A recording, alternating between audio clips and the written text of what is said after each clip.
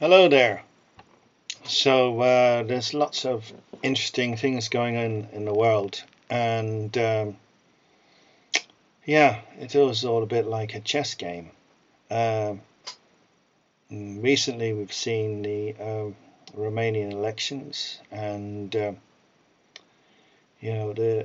victor was characterized as right wing, although I don't know if that's actually true or not. Anyway, so that has to be rerun in June because they've disallowed the election results. Um, Yeah, and now the president of Syria is gone, run away to Russia, and given asylum there.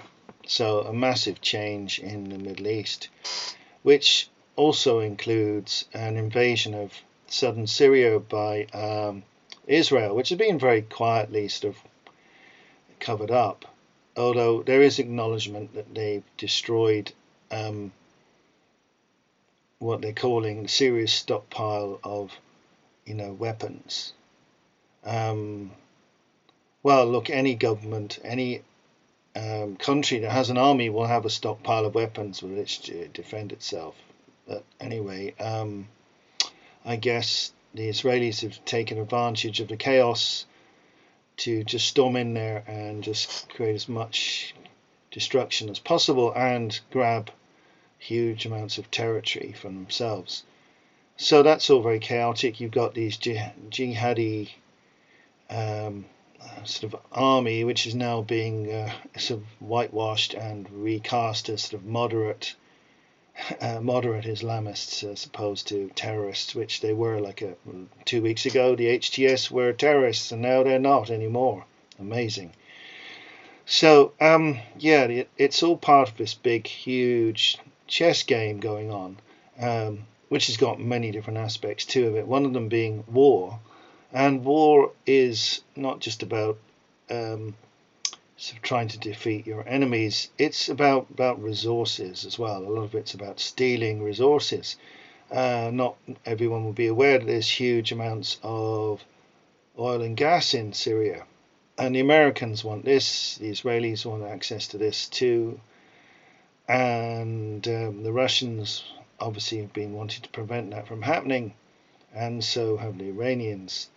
Um, so this this is a kind of complex situation. The collapse of the Assad government was very sudden and brutal, and one wonders is why did that happen so quickly? I've heard reports that it's sort of like a trap, really, and that what will happen is as Iran and Russia withdraw from the situation, Turkey, Israel, and America will get embroiled in a huge conflict with all the different jihadi groups that are composed as sort of opposition to the Syrian government. Who knows, maybe there will be some stability, but it doesn't look very likely, I would say. And that's just one theatre. There's all the rest of it. There's Taiwan, there's the whole Iran scenario, there's Ukraine, which NATO is hideously losing that battle. Um, So, I mean, they don't like to advertise it, but the French Foreign Legion has been there for quite some time. There's been huge amounts of uh, NATO advisors working there, including the Americans and British firing off ATACMS and Storm Shadow missiles on behalf of the Ukrainians. So, it's not, it's everything. Uh, that you could imagine a NATO war being like, except it doesn't have the name of a NATO war because although they're using NATO equipment, NATO weapons, and NATO advisors, whatever that means, the bulk of the forces are just sort of like Ukrainian plebs, you know.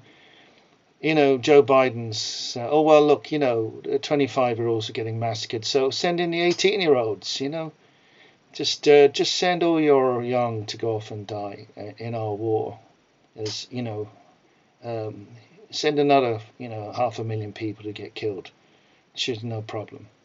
So, yeah, what you've really got is a very cowardly NATO war where they want to fight the Russians, but they don't want to use their own troops to do it. And what this is again about resources, because Ukraine is full of resources. It's like the breadbasket of Europe, really. A huge amount of wheat grown there and other vegetables. There's uranium deposits, there's gas, there's some oil as well. God knows what else there is. So anyway, somebody wants a bit of that action. So I think in the case of Russia, they just don't want NATO on their borders, and that's why this has happened. And in the case of NATO, they want to just keep pushing and pushing Russia until Russia collapses. That's their hope.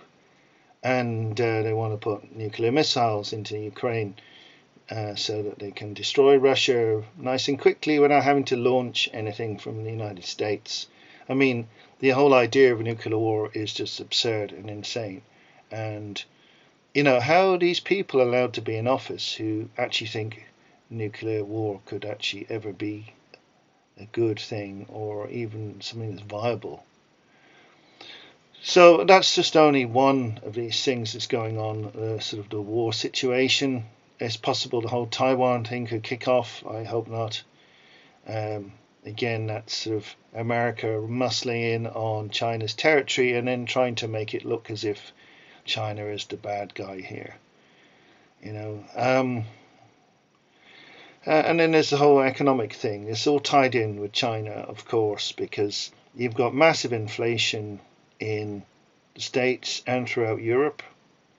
Sure, you just have to go to a shop and see how much the price of food and everything else is going up. Out of control debt situations. Ireland has this huge debt of about 280 billion, which is still trying to pay off.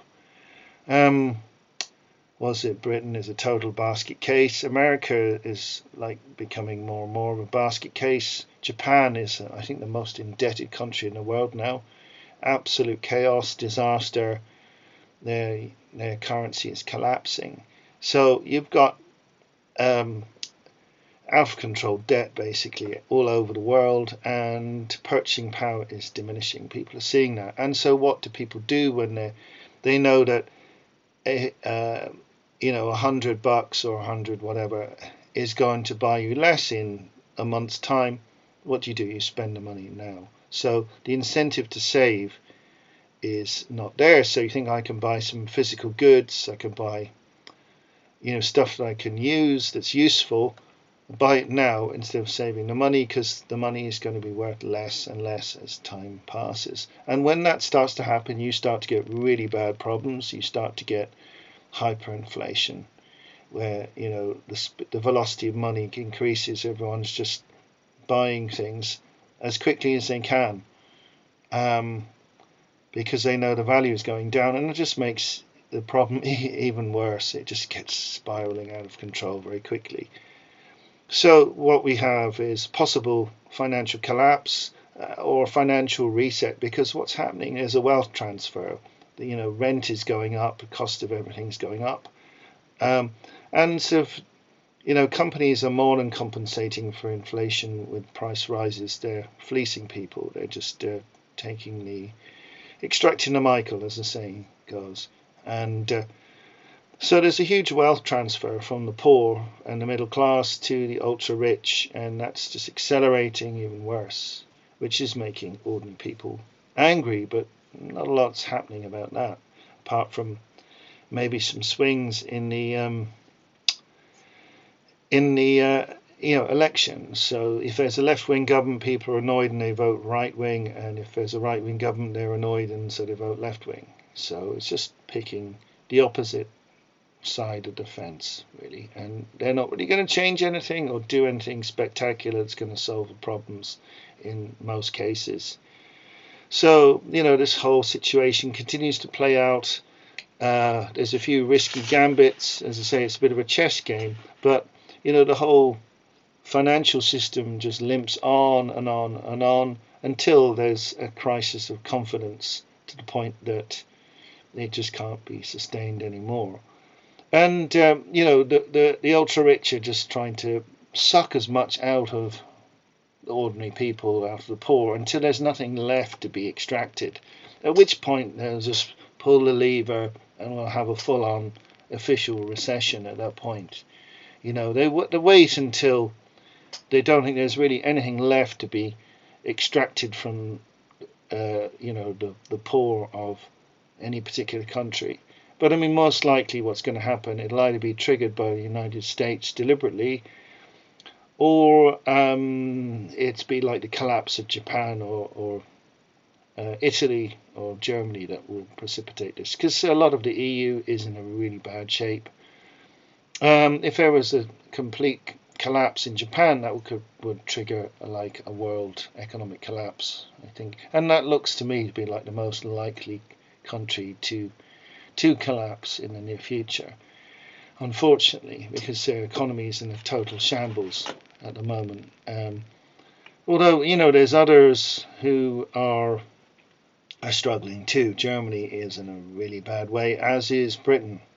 And politicians are trying to cover it all up and paper over the cracks and pretend everything's great, but it isn't great. It really isn't great at all.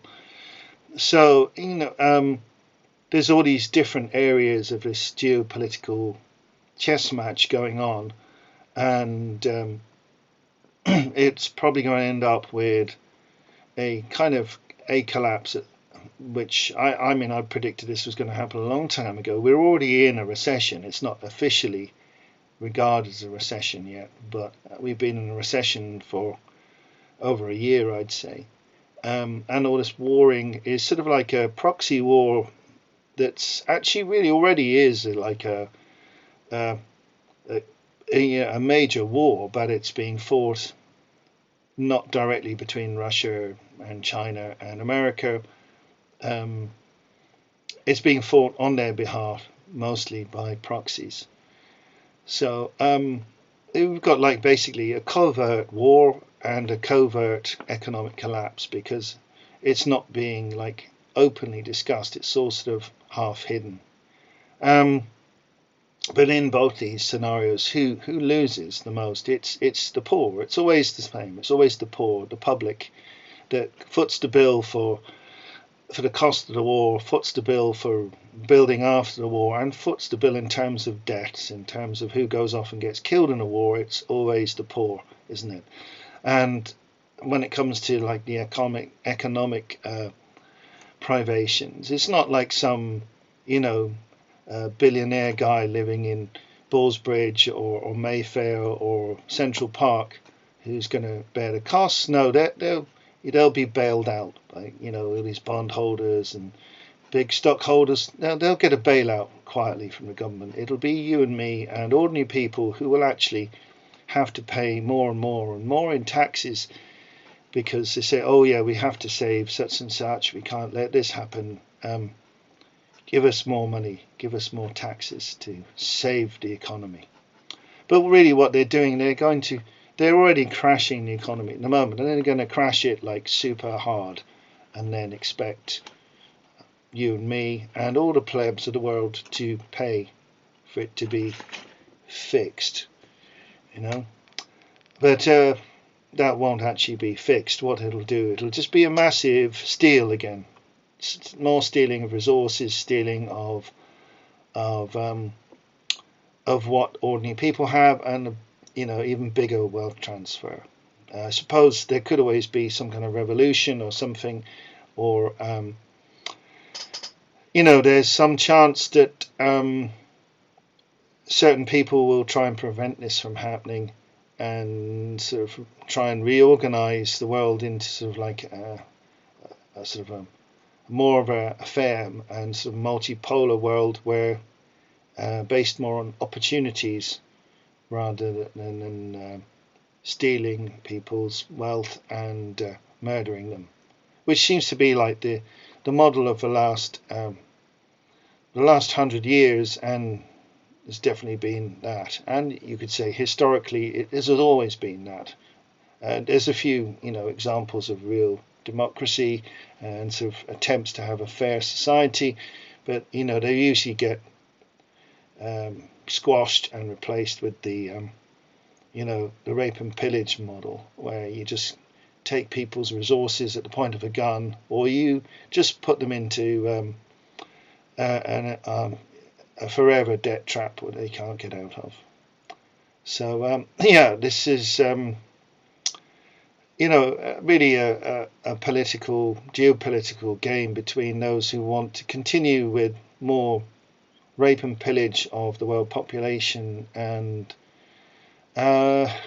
those who are a bit tired of that and would like to perhaps move into a more fair system, which in the long run is actually more beneficial to everyone, because we're wasting so much time, resources and people on like endless conflict, whether it's financial conflict or actual real hot war. It's just a massive waste of human resources, human energy, and the earth's resources as well. So it's all rather sad and pathetic, just to sort of line the pockets of a small number of incredibly wealthy people that run most of the world. I really hope it's all going to come to an end soon, because the longer it goes on, the more damage it does. And ultimately, if the people that, the oligarchs and elites of this world manage to win this, it's just going to be more serfdom, like forever, a digital prison, and probably eternal serfdom for us ordinary people. So I really hope that there will be a change, and that something new will come out of this, which is not the New World Order. The New World Order is just a continuation of the old world order, but with a digital face on it, and sort of iron digital prison that we'll never escape from. Any real New World Order is really a multipolar world where nobody is in charge of everything, where people negotiate and people trade with each other, exchange technology, exchange information, exchange cultural values, and solve their problems through talking and negotiation instead of subterfuge, sabotage, violence, and financial skullduggery.